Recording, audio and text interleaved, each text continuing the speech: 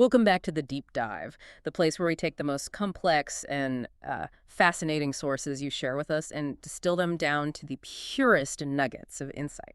Our mission, every single time, is to give you that shortcut to being profoundly well-informed, but, without the usual information overload. And today we are strapping in for a session that is, frankly, legendary for its raw energy and just the sheer scope of it. It really is. We are pulling exclusively from one of the foundational texts of metaphysical thought. This is session 63 of the early sessions, book 2 of the Seth Material. That's right. We are diving deep into a recording from Wednesday, June 17th, 1964. And what makes this session so potent is that it's this wild blend. It's part high-stakes personal gossip. Which is always fun. Always. And it's also part cosmic prophecy. And then it pivots into this radical, mind-bending physics that will challenge everything you think you know about matter itself. It's such a fascinating document. I mean, the notes right at the top set the stage for something intense. Jane Roberts, the channel, who Seth calls Rupert, she had a witness in attendance, a man named John Bradley. Seth Philip. Yes, Philip, exactly. And you can feel the effect of having an audience. Oh, absolutely. The presence of that witness just cranked the dial all the way up. The transcription notes, they confirm Jane was dictating in a louder and deeper voice than usual. And faster, too, at a much more energized pace for the entire evening. It really suggests that having that external focus can actually intensify the connection. It's like it focuses the beam. It does. It acts almost like a catalyst. When Seth first came through, he even addressed the witness directly. He said, "I always enjoy these pre-discussions. Robert's character analysis never ceases to amaze me." It's a little playful, right? Well, But it signals that he is fully present and totally aware of the dynamics in that room. This wasn't just some quiet internal conversation. It was a performance, a demonstration. yeah, a demonstration is the perfect word for it. And that heightened vibe is exactly what we need to tackle the predictions and, well, the pulsating universe theory that's coming. But before we get into all that, we need to make our usual declaration. Of course. This deep dive is being distributed completely free of charge on all major platforms for educational purposes. We want to make sure this exploration of consciousness and reality is available to everyone, no matter where you listen. Agreed. So let's start with the immediate drama. Because what makes this material so compelling is that the high-level philosophy is always woven into the messy, real lives of the people involved. It really is. So the session kicks off not with physics, but with a life-altering decision. Dee Masters, who was Jane's art gallery director, had just left town. Her and her husband, they just packed up and left for a resort up in Vermont. And Seth immediately puts this into a cosmic frame.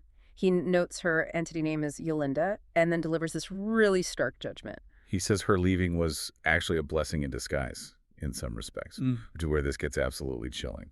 Okay, let's unpack this blessing, because the alternative was just catastrophic. It was. Seth revealed that a situation was about to erupt locally, and it involved her husband's renewed and dangerous dependence on drugs. So if Dee Masters had stayed, this would have culminated in a very public local tragedy. The outcome would have been brutal. Seth specified suicide for Dee herself, and that would have been compounded by intense public humiliation involving 5 people that Jane and Rob actually knew. So by leaving the area so suddenly, Yolinda, her greater, self-consciously shifted her physical location. She changed the timeline to avoid the worst, most destructive outcome. It's entity-level destiny management in real time. It's fascinating. It's an incredible illustration of how a geographical change can sometimes divert a catastrophe. But, and this is the crucial part, relocation doesn't fix the underlying energy, does it? Not at all. And Seth makes that perfectly clear. He says, while the location of the tragedy was avoided, the unavoidable predicament still followed her. It just took a much diminished, more private form. Right. So the prediction was that her husband would still relapse. Yep. Still get involved with drugs, but in their new remote location. And this would happen within a year of the session. He would be involved, but not discovered by the wider community. And Dee would find out? She would find out, but she'd consciously choose discretion. She would decide not to expose him, not to betray him. Which brings up that profound question, why? Why does her entity choose this pain, even if it's a lesser version of it? This is where the idea of karmic ties gets really interesting. It's not about punishment. It's about balancing energy. So Seth explained that she was given this time to suffering, not as a penalty, but because she chose him knowing this in order to be of comfort. Right.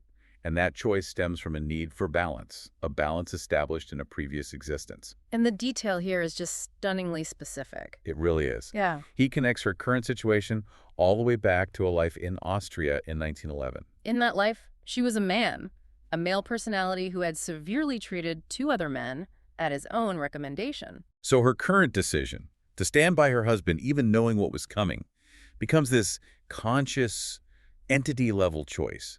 It's a commitment to repay or, balance that past action by offering selfless support now. It just completely reframes suffering. It's not random. It's this calculated personal commitment to balance the energetic ledger, often across lifetime. It adds such a powerful layer of meaning to what looks like random adversity from the outside. But there's good news, right?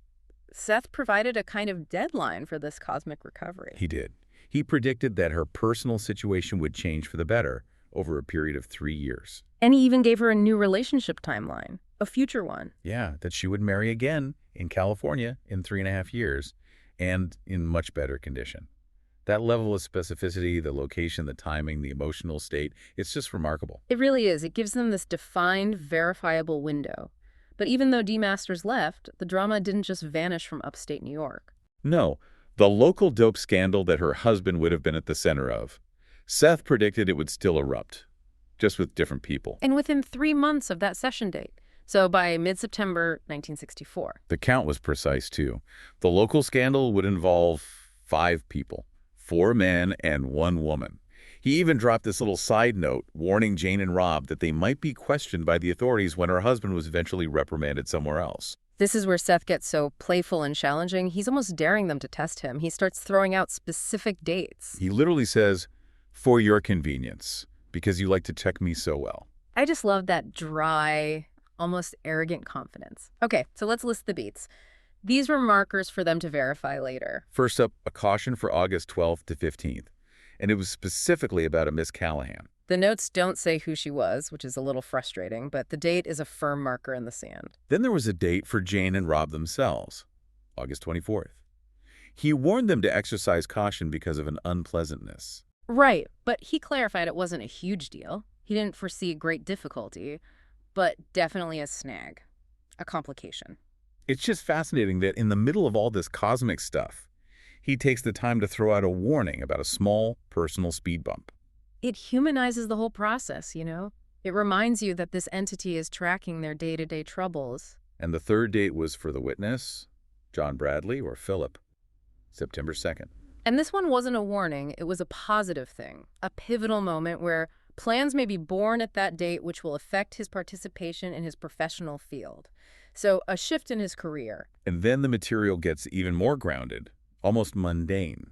He gives this really specific prediction about John Bradley's neighbors back in Williamsport. Right. A woman neighbor, 3 doors down the street from him, would have some kind of trouble in September, and it would involve 2 children. The initial that Seth gave was a V. And what's so great is the immediate rigor of the researchers. John Bradley, the witness, he immediately starts drawing a map of his neighborhood during the break in the session. He's testing the information in real time. Exactly. And the map proved the specificity. He identified 2 families, both with 2 children, living exactly 3 doors down. They fit the description. And crucially, John noted that the name Snyder immediately popped into his mind as Seth gave the pertinent material. Which suggests that even if the AV initial was a little off, or maybe belonged to someone else involved, the core context, that family, was recognized instantly. It provides this necessary anchor, doesn't it, for the wilder metaphysical claims that are about to come. You have verifiable local geography mixed in with this world-shattering physics. It shows they weren't just passively receiving this stuff, they were actively checking it against their reality, which elevates their work to, well, pioneering research, just like Seth would later call it. Yeah, that willingness to cross-reference prophecy with local zoning maps is really the essence of their scientific rigor. Absolutely. Okay, so let's transition. We're moving from local scandals and karmic debts in Austria to the very fabric of the cosmos. And Seth used a classic pun to do it. It's a great one. He just says, the discussion of matter certainly matters. It's so jarring how quickly he pivots from the intimate drama of a neighbor's kids to the fundamental instability of existence itself. But that juxtaposition is the magic of the Seth material, right? He used that transition to pivot to the physics, recognizing that Philip, the witness, needed some context on their existing models. And the core concept here is it's just radical. It instantly destabilizes your whole perception of stability. Seth asserts that matter isn't static. It's not fixed. It's created constantly. Mm. He says an object, like the table in that room, is literally not composed of the same matter from one day to the next, or even one moment to the next. Which implies this dynamic, flowing, energetic universe where stability is just an illusion. It's an illusion maintained by continuity. Exactly. Matter, according to Seth, is formed by these incredibly rapid pulsations of energy.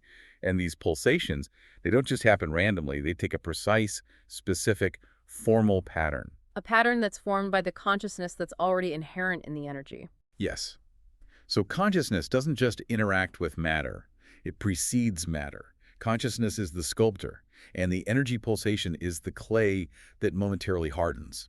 So if that's true, how does everything feel so solid, so permanent? The perceived rigidity is just a result of the speed of the renewal. The pulsation is so quick, so constant, that our relatively slow physical senses just perceive it as continuous. It's like a strobe light flashing so fast that the object looks like it's standing still. Exactly. But it's actually disappearing and reappearing many, many times per second. Okay, this is where it gets really interesting for me, and frankly, a little chilling. It's the revelation about the interval of non-existence. Seth doesn't just say matter is constantly renewed. He reveals that in between each pulse of existence, there is a corresponding equal interval of non-existence. This is the defining concept of Session 63. It's almost unbearable to think about. He confirmed, even by your own far-fetched time scheme, there is an interval of physical non-existence for each interval of physical existence. And then he tapped the table. He did. He tapped the table for emphasis and confirmed that physically you do not exist for as long as or the same amount of your time that you do exist. Let's be clear about the profound implication here. If we only exist 50% of the time we think we do, then we are constantly blinking out of physical reality. Constantly. So what happens to the self during that non-existent phase? Is it just pure consciousness waiting for the next energetic pulse to come back? That's the critical philosophical question, isn't it? The core of the self, the entity, never ceases to exist. But its physical manifestation, its material reality, is subject to this instantaneous rhythmic collapse and renewal. We're basically riding a dimensional teeter-totter, constantly flipping between manifestation and potential. And our senses are just, as Seth put it, far too slow to perceive this gap. And what does he call this interval, this physical non-existence? From our perspective, the interval is defined as antimatter, or negative matter. And what's so fascinating is that he clarifies this antimatter state exists simultaneously with your own universe and approximates it in terms of your own idea of time. So it's not something far away. It's the instantaneous negative image of everything you're experiencing right now. That's it. It's a mirror universe. But he immediately adds a layer of complexity. It's not a single twin, but a divided state. The antimatter reality actually includes two distinct but closely connected universes. Literally 3 in total. 3 in total. This is the 3 universes model, which is so different from what science speculates about. Our positive matter universe is the central focus point, the moment of maximal consolidated physical manifestation. And the other two are on either side of us. The first one is the before image. Right. This universe is formed as energy is nearly approximate to our own. It's energy in a weaker form, almost ready to snap into physical manifestation, but not quite there yet. And then you have the after image, Which is formed as the energy pulsations pass through our physical field and start to dissipate. So we are constantly sandwiched between a precursor universe and a postcursor universe. It just raises so many questions about time in these other fields. If they approximate our time, does that mean the people in the before image are experiencing our future and the after image is stuck in our past? Not exactly. Seth is very clear that the personalities who inhabit them are not the same as us. They're independent entities experiencing a reality that runs simultaneous to ours, but they're dealing with energy fields that are slightly removed from the central, strongest physical field that we're in. The two antimatter realities are, in his words, two ends of a spectrum that by nature can never meet.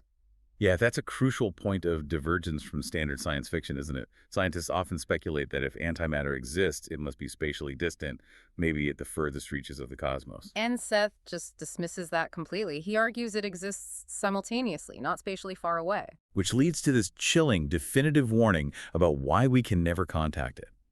He concludes that because of the perilous and necessary relationship and balance between matter and antimatter, it will never be possible for you to contact the universe of antimatter. It sounds like an innate universal safeguard. If we were to somehow slow down those pulsations or bridge that gap, we wouldn't just find another dimension.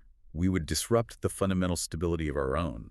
It implies this necessary, instantaneous separation, a dimensional moat that ensures annihilation doesn't happen. The stability of our reality relies on that perfect, undetectable flip-flop between positive and negative matter. And trying to cross that boundary would be like trying to interrupt the heartbeat of the universe. It's just too necessary and too dangerous to breach. So we exist, we constantly flicker out, and we're instantly replaced, all while being flanked by two undetectable shadow universes.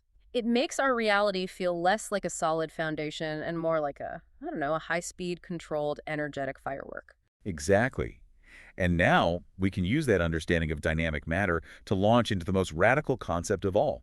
Who or what is actually creating this high-speed light show? Right. If reality is this transient, how does it maintain its structure? Why do we perceive solidity at all? Seth tackles this with a wonderful, counterintuitive assertion. He says that a child who believes an object like a chair disappears when they close their eyes is actually smarter than the man. That just flies in the face of developmental psychology, which teaches us about object permanence. Of course it does. But Seth is arguing that our intellectual understanding of permanence is a delusion. It's a delusion that overwrites a more fundamental energetic truth. And why? Because he explains that matter is entirely dependent on the perceiver's self-perspective. If an object is not perceived by an individual's outer senses, it just doesn't exist for them. It vanishes from their immediate subjective reality. And he was so rigorous about the nuances of perception, he even addressed the different senses. What if you look away but you touch it? He says if the object is touched and not seen or otherwise perceived, then in his self-perspective, it exists only in the realm of his sensual perception of it. It exists as a tactile sensation, but not as a visual object in that person's reality at that moment. That is a powerful distinction. It means every one of us is constantly creating and recreating our reality based on where we focus our senses. Which leads to his conclusion. Every single individual creates a portion or a whole physical object. This has to be why, as Seth pointed out, when people witness a confusing event like an accident, they do not see the same object, but only approximate an object? Right. Their individual created interpretations overlap based on shared beliefs. But their perceptions of size, trajectory, color, they're all fundamentally unique. Which immediately brings up the biggest challenge to this idea. If I'm creating my coffee mug in my self-perspective space and you are creating yours, how do we physically agree on where things are? It sounds like pure solipsism. And this is where the crucial binding mechanism comes in. Continuous telepathy. His entire model rests on this fact. We are not isolated creators. We are constantly subconsciously exchanging ideas about our approximate physical universes. Telepathy is the social contract of the universe. That's a great way to put it. We construct any given object, its size, its thickness, its location, by receiving and processing telepathic data from everyone else who is also currently creating that same object. It's an instantaneous, continuous, subconscious negotiation of consensus reality. And the ultimate mind blower is the final implication. If we are all creating our own reality, where do the objects physically exist? The shocking but elegantly simple conclusion is this. The objects do not even exist in the same space, but in the personal self-perspective space, formed and created by any given individual. Wow. Okay, so we don't just see different versions of the same chair. The chair exists in thousands of separate individual spaces that are harmonized through telepathy to appear shared. We are living in personalized, overlapping bubbles of existence. That is something else. Seth used a simple example right there in the room. He held up a book of matches, and he said directly to them, "No one of you can see a book of matches from exactly the same perspective, for the simple reason that it does not exist for you except in the self-perspective in which you create it." That completely reframes perception from a passive act of receiving information to an active, continuous act of creation. It does. It means that to change your environment, you don't necessarily have to move a physical object. You have to shift your own and the collective's telepathic perception of it. Before moving on, Seth took a moment to address his own identity, right? He got a bit humorous, slightly impatient. He did. Jane had been reading some scientific articles about magnetic, electrical, biological theories of man, and Seth just dismissed it all as hogwash. I love that. And he was so clear about his own nature. He said, I am no spooky spirit indeed, nor am I dead. He wants to avoid being put into these traditional human-invented boxes. He clarified his relationship with Jane, with Rupert, saying they are offshoots of the same entity, not an ego or a subconscious split. He just uses the subconscious as an easy point for entry. And this led to a massive validation of the work they were doing. He paid them, Jane, Rob, and John Bradley, the highest compliment. He called them pioneers. Because they weren't suffocating the material in veils of pseudo-religion. He wasn't just being nice either. He made a huge prediction about the future of science. He said the time would come shortly when such experimentation as we are carrying on will be the only accepted kind and the only valid scientific investigation. Discovering the outer universe through inner knowledge. The idea that true scientific progress would stem from mapping consciousness and inner experience, not just focusing on external material experiments. It's a radical validation for what they were doing in that little living room in 1964. They were, in his view, literally charting the future of human understanding. Okay, so we have the theory. Matter is personalized, it's constantly renewed, and it's negotiated telepathically. Now let's look at the immediate, documented application of this knowledge. Yes, the post-session notes. Rob's notes are fascinating. They document Jane's attempts to enter these light trance states, what they called working in psychological time. These notes move beyond the formal session and provide this objective proof that her sensory perceptions were fundamentally shifting as she practiced this stuff. They are maybe the most compelling part of this whole deep dive. They demonstrate spontaneous, verifiable phenomena. Let's start with the unseen radio experience. It suggests a kind of temporal bleed-through. Right. Jane had turned the radio off and entered a light trance, and suddenly she hears a static noise such as our radio often makes. It was loud and unmistakable, with a voice-like sound in it also. But she was positive the set was off. Completely positive. And this sound immediately reminded her of an earlier, equally strange incident, where, after confirming the radio was off, she continued to hear loud, orchestrated music playing clearly for 3 or 4 minutes before just slowly faded away. So that suggests either profound auditory clairvoyance, accessing sound waves that aren't physically there. Or, maybe more relevant to Seth's physics, a temporal distortion.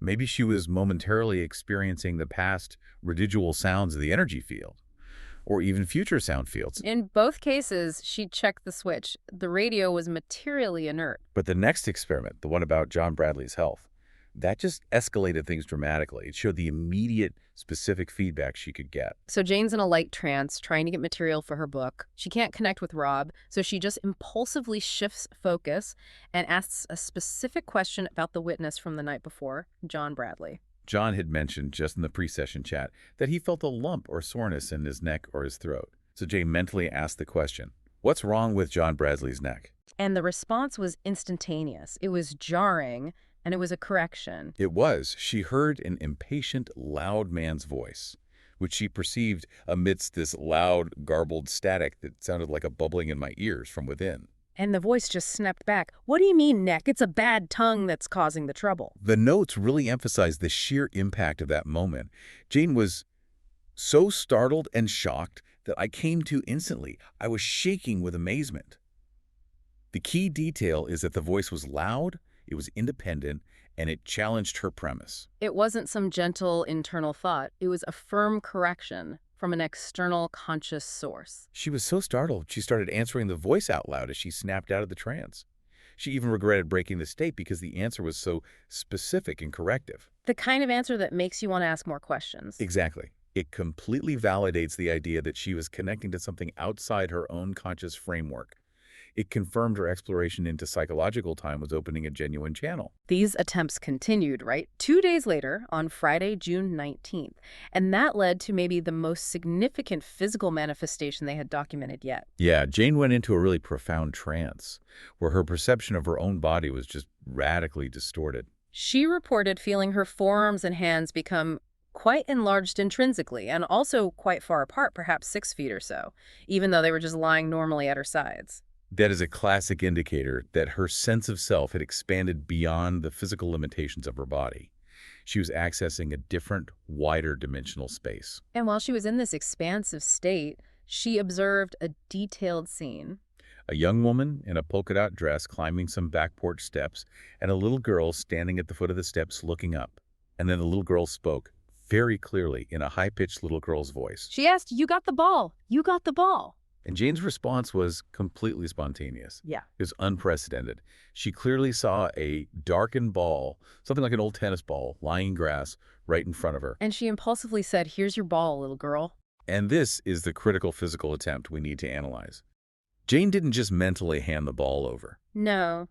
She twisted my body with the effort on the bed to actually pick up the ball she saw in her self-perspective space. And that physical effort, that imposition of her physical will onto the perceived reality, it was so disruptive that it broke the transmission. It broke the link. It proves that the line between physical action and self-perspective reality is incredibly thin and fragile.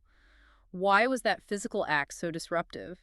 Well, if the object only exists in her self-perspective space, trying to manipulate it with her physical body, which is rooted in our consensus reality, must create a massive dimensional dissonance. It's like trying to grab an object in a VR game with your actual hand. It causes a massive system failure. And the notes confirm that when she came out of it, her left hand was physically curved and grasping, exactly as if she had just picked up the object. The in-reality informed the physical posture. Wow. And even after the visual faded, she tried to press for more information. She asked the girl's name. And she got it. A voice, she wasn't sure if it was her own or if it was answered from offstage, replied, "I'm Bonnie Lou Ryerson. I'm 7 years old." That degree of specificity, you have to investigate that. Immediately. Jane and Rob asked their neighbor, Leonard Yuggs, who confirmed he knew a local Ryerson family who had a daughter. But the neighbor thought the daughter was closer to 17, not 7. And he remembered a different name, Julie or Kathy. But the fact that he confirmed the specific local name Ryerson is powerful validation, even if the age and first name were a little inconsistent with his memory. Right, but that inconsistency forces us back to the physics from earlier. Maybe the 7-year-old Bonnie Lou Ryerson exists in a slight temporal mismatch, or in a location in the wider energy framework that's only marginally connected to the local consensus reality. It grounds the fantastic nature of the experiment in a verifiable but slightly off-kilter reality. It suggests she had accessed not only a different spatial dimension, but maybe a temporal one as well. So Session 63 is just a masterclass in the interconnectedness of consciousness. We've covered high-stakes personal predictions.